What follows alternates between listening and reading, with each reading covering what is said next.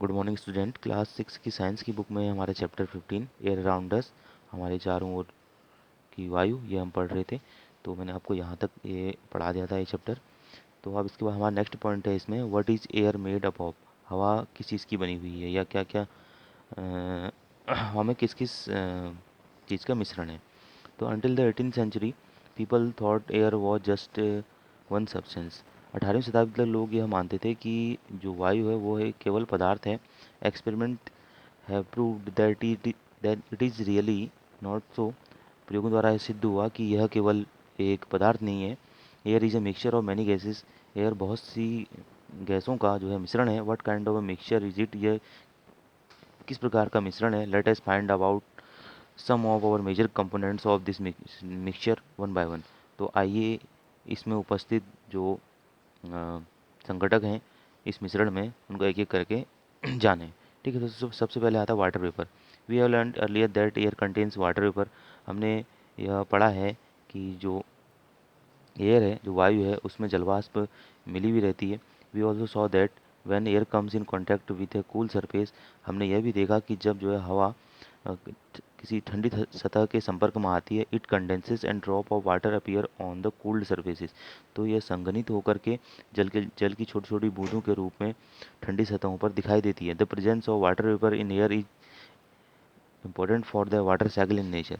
तो हवा में जलवाष्प का घुले रहना बहुत महत्वपूर्ण है जल चक्र के लिए, प्रकृति में जल चक्र के लिए। ठीक है, इसके बाद है ऑक्सीजन। तो एक्टिविटी 3 कर रहे हैं। ऑक्सीजन जो इसका दूसरा संगठक है, दूसरा कंपोनेंट है हमारा गैस का, ठीक है, एयर का। इसके लिए हम एक्टिविटी 3 करते हैं। In the presence of your teacher fix two small candles of the same length on the table. अपने अध्यापक की उपस्थिति में एक मेज के ऊपर दो समान लंबाई की दो मोमबत्तियाँ जो है रखिए। लाइट बोथ द कैंडल्स, दोनों ही कैंडल्स को जलाइए। Cover one of the candles with an inverted glass tumbler. और एक मोमबत्ती को उल्टे ग्लास से जो है ढकिए। Observe both the candles carefully, और दोनों ही जो है मोमबत्तियों को ध्यान से देखिए। Do the both candles continue to burn or go of. क्या दोनों ही जो है मोमबत्तियाँ लगातार जलती रहती हैं या बुझ जाती हैं। You must have observe that the candle covered with glass tumbler got extinguished after some time, whereas the other candle continued burning. आप जब परीक्षण करेंगे कि जिस कैंडल को आपने उल्टे ग्लास से ढका हुआ था, तो वो कुछ देर जो है फड़फड़ाने, उसकी जो ज्वाला होगी वो फड़फड़ाने के बाद जो है वह बुझ जाती है। लेकिन जो दूसरी कैंडल है जिसको हमने ढका नहीं है, वो लगातार जो है जलती रहती है। What can be the reason for this, think about it. तो इसका क्या कारण हो सकता है, इसके बारे में सोचिए। It seems that the candle got extinguished because the component inside of the glass tumbler which supports burning is limited. तो हम यह पाते हैं या देखते हैं कि जो कैंडल वो टम्बलर के द्वारा यानी ग्लास के द्वारा ढकी हुई थी, वो है उसके अंदर जो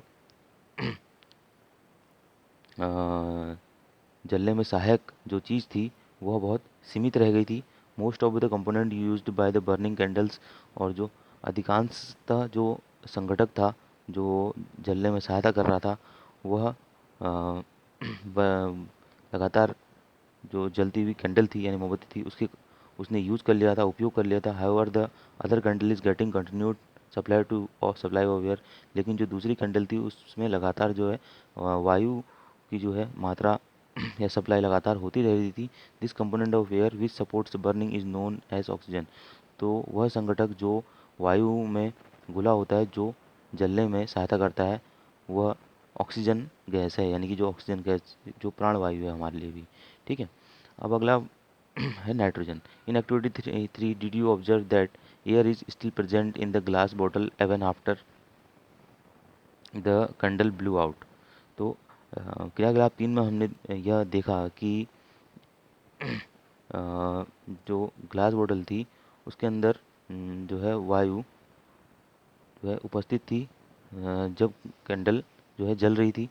this indicates the presence of some component in the air. तो यह प्रदर्शित करता है कि अ, वायु में जो एक कुछ अन्य जो है संगठक भी घुले रहते हैं, which does not support burning, जो है जलने में सहायता नहीं करते हैं।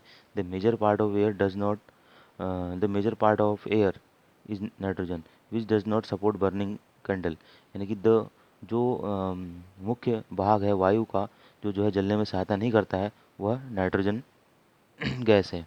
ठीक है, फिर अगला हमारा कंपोनेंट है एयर का carbon dioxide. In a closed room if there is some material that is burning, एक जो है बंद कमरे में जहाँ कुछ पदार्थ जल रहा है, you may have felt suffocation, तो वहाँ पर आपको कुछ जो है अजीब सी गंध महसूस होती है। This is due to excess of carbon dioxide that may be accumulating in the room as the burning continues.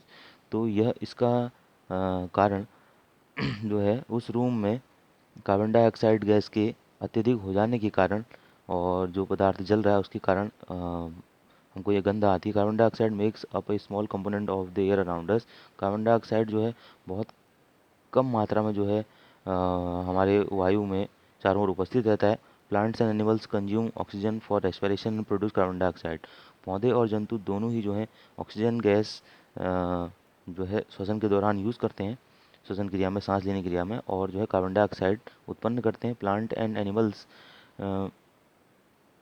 animal matter also consumes oxygen on burning and produce mainly carbon dioxide and a few other gases।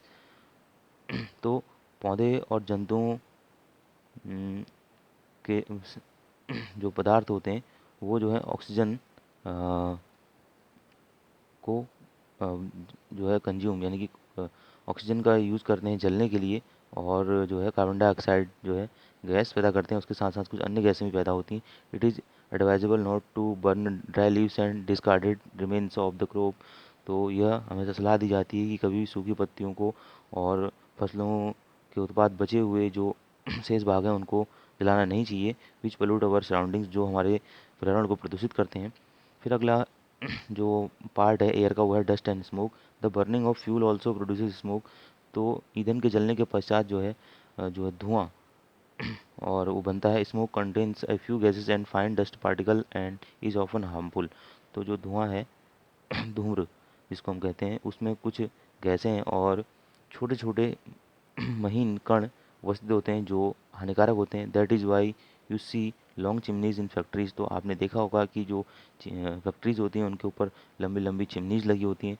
This takes the harmful smoke and gases away from our noses but brings it closer to the birds flying in the sky.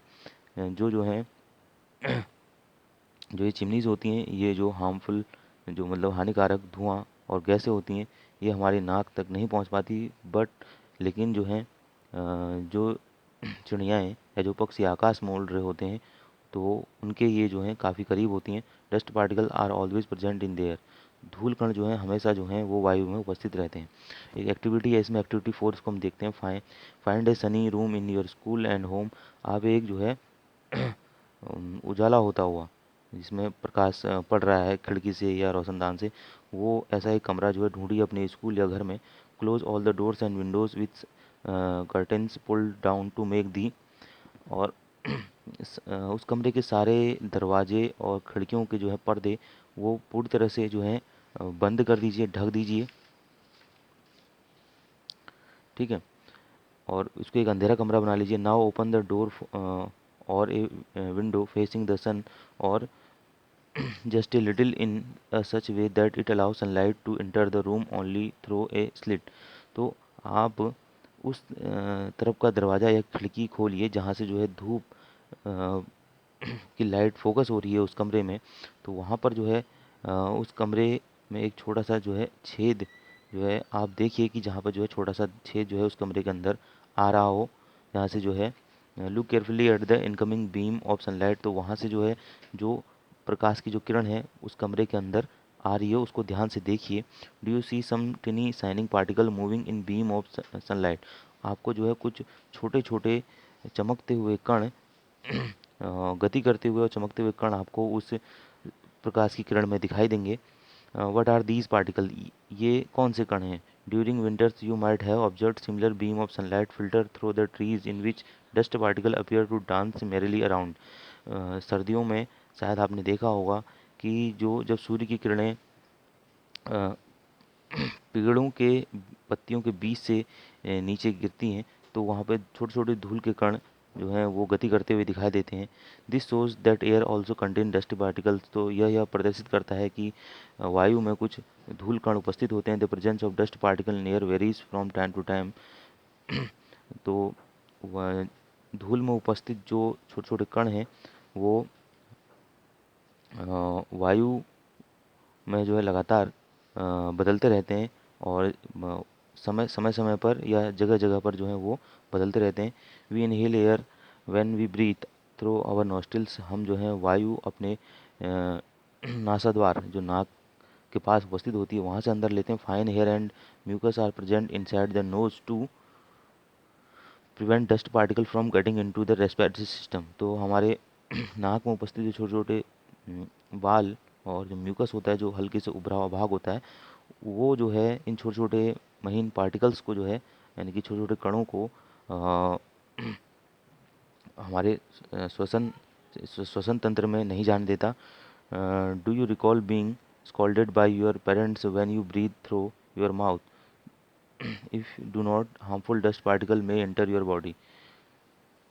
आपको पता है कि जब आपके जो है माता पिता जो हैं अपने मुंह से सांस लेते हैं तो उससे क्या होता है, ये जो है काफ़ी हार्मफुल है, यानी कि हानिकारक है, जिससे कि जो डस्ट पार्टिकल्स होते हैं वो आपकी बॉडी के अंदर, शरीर के अंदर रेस्पिरेटरी सिस्टम को ख़राब कर सकते हैं। तो we may conclude then that air contain some gases, water vapour and dust particle. तो हमने यह निष्कर्ष निकाला कि वायु में जो है कुछ गैसें, जलवाष्प और धूल कण उपस्थित होते हैं। The gases in air are mainly nitrogen, oxygen, small amount of carbon dioxide. तो इस वायु में उपस्थित जो गैसें हैं उसमें मुख्यतः नाइट्रोजन, ऑक्सीजन और कुछ मात्रा में जो कार्बन डाइऑक्साइड पाई जाती है, एंड मैनी अदर गैसेज, और उसके अलावा कुछ अन्य गैसें भी कम मात्रा में पाई जाती हैं। However there may be some variation in composition of air from place to place. शायद यह हो सकता है कि स्थान स्थान स्थान में जो वायु के संगठक है इसमें कुछ भिन्नताएं पाई जाती हैं। We see that air contains mostly nitrogen और ऑक्सीजन। हमने यह देखा कि जो वायु है उसमें अधिकांशतः नाइट्रोजन और ऑक्सीजन गैस पाई जाती है। In fact these two gases together make 99% of the air.